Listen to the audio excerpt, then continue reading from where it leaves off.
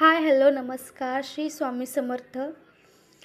आज आपण इडलीची रेसिपी पाहणार आहे. इडली सांबर आणि चटणी. आणि इडलीच्या बॅटरपासून आपण कोणकोणते प्रकारचे डिशेस बनवू शकतो हे आपण आपल्या आजच्या व्हिडिओमध्ये पाहणार आहे. इडली बनवण्यासाठी मी एक दिवस अगोदर तांदूळ भिजू घातलेलं होतं. तांदूळ, उडीद डाळ आणि पोहे, आणि संध्याकाळी मिक्सर करून घेतलं. सगळं फाईन पेस्ट बनवून घेतलं. एकदम बारीक म्हणजे बारीक वाटलेलं आहे, तुम्ही पाहू शकता. त्याच्याने जेवढं तुम्ही बारीक वाटचाल ना, त्याच्याने तुमचं जे बॅटर आहे तो एकदम फुगतो आणि एकदम स्पॉन्जी त्याच्याने इडली किंवा तुम्ही डोसे बनवत असाल, डोसे किंवा आप्पे काही पण बनवू शकता. त्याच्याने तुम्ही पाहू शकता इथं किती भारी फुगलेलं आहे पीठ. आणि इथं माझ्या मिस्टरांचं मॉर्निंगचं रुटीन, जे की गरम पाणी आणि त्याच्यामध्ये थोडंसं लिंबू घालून ते रोज पितात. त्याच्याने त्यांना असं वाटतं की शरीर चांगलं राहतं, हायड्रेट राहतं. आणि तुम्ही पाहू शकता मॉर्निंग सकाळी उठल्यानंतर माझ्या मुलाचं काम चालू होतं. जे भांडे जे आहेत किचनमध्ये ते सगळं टाकणे. त्याला मी सोडलं हॉलमध्ये आणि म्हणलं चला आपण स्वयंपाकाला स्टार्ट करावं. पहिल्यांदा मी सांबार करायला घेतलं. सांबारसाठी तूर डाळ यूज केलेला आहे मी. 1.5 वाटी तूर डाळ घातलेली आहे. आणि त्याच्यासाठी भोपळा, टमॅटो आणि कांदा वापरलेला आहे. इथं टमॅटो थोडंसं जास्तच ठेवायचं, त्यामुळे आंबटपणा येतो थोडंफार. कुणाला चिंच आवडत असेल तर ते चिंच टाकू शकतात. अगर चिंच नाही आवडत तर मग फक्त भोपळा आणि टमॅटो, कांदा घालूनही करू शकतात. इथे मी फक्त 3च इन्ग्रेडियंट वापरलेलं आहे. तुम्ही पाहू शकता भोपळा पण मी थोडेसे मोठेच ठेवलेले आहे, कारण ते सांबारमध्ये पिताना ते चांगलं लागतात. दाताखाली आलं का ते चांगलं वाटतात खायला. कुकर लावून घेतलं. आणि चटणी बनवण्यासाठी मी सकाळीच मिस्टरांना सांगितलं होतं की बाबा इडलीसाठी आपल्याला नारळ लागेल, तर तुम्ही नारळ घेऊन या. मिस्टरांना सांगून मी नारळ घेऊन आले होतं आणि सासऱ्यांना सांगून ते फोडून घेतलं. नारळ फोडत होते तेव्हा आपली जे डाळ आहे, सांबारचं डाळ शिजून रेडी झालेलं होतं. आणि मी काय केलं, पटकन सांबार फोडणी घालून घेतलं. त्याच्यासाठी मी जास्त काही वापरलेलं नाही आहे. लसूण, जिरे, मोहरी, कढीपत्ता हे 3-4 जे आपल्या घरी अवेलेबल आहेत तेच टाकलं होतं. जेवढं तुम्ही कमी मसाले टाकताल तेवढं टेस्टी होतं, असं आमच्या घरी माझे मिस्टर सांगत असतात कधी पण. त्यामुळं मी जास्त काही वापरत नाही. आपल्या घरी जे अवेलेबल आहे तेच वापरते. सांबारला सगळं मसाले वगैरे टाकून घेतलं. काळं तिखटच वापरलेलं आहे मी, कारण मी बनवून दिलेलं आहे. खूप टेस्टी आहे ते तिखट, तेच वापरलेलं आहे. सांबारला फोडणी देऊन घेतलं. बघू शकता सांबारचा कलरही एकच नंबर येतो. तर मी पुढं तुम्हाला बघायला भेटेलच. सांबारला थोडंसं टेस्ट येण्यासाठी मी गुळाचा वापर करते. थोडी साखर पण घालू शकतात, साखरने पण टेस्ट चांगले येते. चिंच मी वापरलेलं नाही आहे, कारण माझ्या सासऱ्यांना वगैरे आंबट आवडत नाही.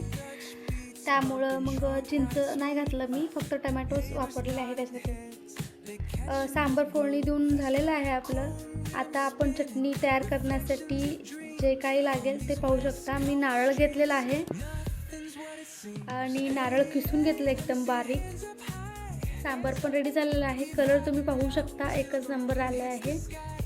सांबारला थोडीशी कोथिंबीर टाकली आणि चटणीसाठी प्रिपेअर करू लागली.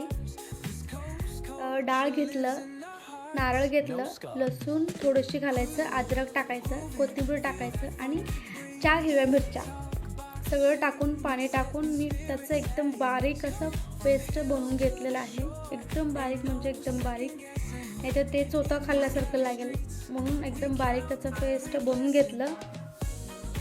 त्याच्यानंतर त्याला थोडेसे साखर, मीठ हे पण टाकायचं, त्याने टेस्ट चांगलं येतो साखरेनं. मी प्रत्येक डिशमध्ये साखर टाकतेच, ते आमटी असो किंवा कुठली भाज्या असू दे, साखर हे वापरतेच. बघू शकता एकदम बारीक असं पेस्ट बनवून घेतलेलं आहे. जिरे कढीपत्ता याचीच मी त्याला फोडणी देते. कढीपत्त्यांनी पण टेस्ट खूप छान होतं आणि ते शरीरासाठी पण चांगलं आहे. त्यामुळे तुम्ही कढीपत्ता प्रत्येक जेवणामध्ये वापरू शकता. डेकोरेशनसाठी थोडंसं मी कोथिंबीर टाकून घेतलेलं आहे. बघू शकता चटणीचा कलर किती छान आलेला आहे. त्याच्यानंतर मी इडली बनायला घेतलं. इडलीच्या पिठामध्ये आपण थोडंसं मीठ टाकून घेऊ.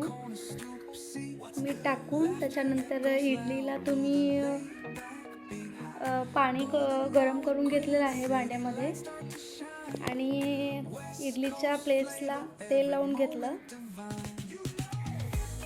तेल लावून घेऊन नंतर मग ते इडलीचं बॅटर त्याच्यामध्ये घालून घेतलं आणि सगळं बॅटर जे आहे इडलीच्या पूर्ण प्लेट्समध्ये घालून घेतलेलं आहे. काय मला कळतच नाही मला. म्हटलं चला ट्राय करू. तर आपण आजचा माझा व्हिडिओ खूपच लॉंग झालेला असं मला वाटतं. इडली पूर्ण रेडी झालेलं आहे. तर सगळे प्लेट्समध्ये इडलीचं बॅटर घालून मी तिला शिजायला ठेवलं. एक 10 मिनटं शिजायला ठेवलं असेल आणि 10 मिनटानंतर मी म्हटलं ते शिजसपर्यंत आपण आप्पे करून घेऊया. कारण माझ्या मुलीला मिस्टरांना आप्पे खूप आवडतात. मग त्यांच्यासाठी मी आप्पे बनवायला घेतलं. आप्पेच्या भांड्यामध्ये थोडंसं तेल टाकून घेतलं आणि आप्पेचं जे बॅटर आहे ते पण घालून ठेवलं. इडलीसाठी 10 मिनटं आपण ठेवणार होतो, त्याच्यामुळं मी पटकन म्हटलं आप्पे करून घ्यावं. आप्पे पण सगळं घालून घेतलं आणि त्याला पण एक 5-6 मिनटं झाकून ठेवलं आप्पेला पण, जेणेकरून चांगलं खरपूस ते भाजलं जाईल खालून. आप्पे होसपर्यंत म्हटलं आपण डोसे करून घ्या. इथं पाहू शकता तुम्ही इडली पण तयार होती.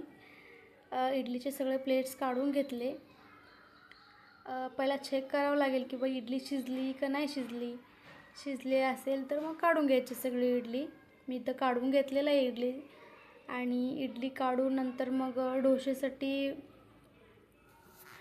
पॅन ठेवलं. सासऱ्यांसाठी डोसे पण बनवून घेतलं, कारण सगळं त्यांना खूप आवडतं. डोसे पण आवडते, इडली पण आवडतं. आपण एका बॅटरने सगळ्या प्रकारचे डिशेस बनवून घेऊ शकतो आणि हे अवेलेबल आपल्या घरात असलेलेच गोष्टी आहेत. आपल्याला काही एक्स्ट्रा घालायची गरज नाही. हे डोसे म्हणजे एकदम पातळ डोसे नाही आहे. ह्याला स्पॉन्ज डोसा म्हणू शकता तुम्ही. पाहू शकता किती जाळीदार असं आलेलं आहे आणि याचा कलर पण खूप छान येतो आणि खायला पण खूप छान आहे. आणि आप्पेचा कलरही तुम्ही पाहू शकता किती छान आलेला आहे, एकदम सोनेरी कलर. ताट रेडी केलं मी सासऱ्यांसाठी. पहिल्यांदा सासऱ्यांनाच द्यावं म्हणलं खायला. सासऱ्यांचे रिएक्शन पाहून बरं वाटलं. छान झाले म्हणले खूप. त्यांना दातं नसल्यामुळं ते जास्त मऊ असलेलेच पदार्थ खातात. इडली त्यांना खूप आवडली होती. इकडं अक्षरा आणि अंकुशचं पण रिॲक्शन चांगलंच होतं. त्यांना पण खूप आवडलं. सगळं आवरून घेतलं, किचन आवरून घेतलं. पाहू शकता एकदम क्लीन केलं. भेटूया पुढच्या ब्लॉगमध्ये. आजच्यासाठी थँक्यू.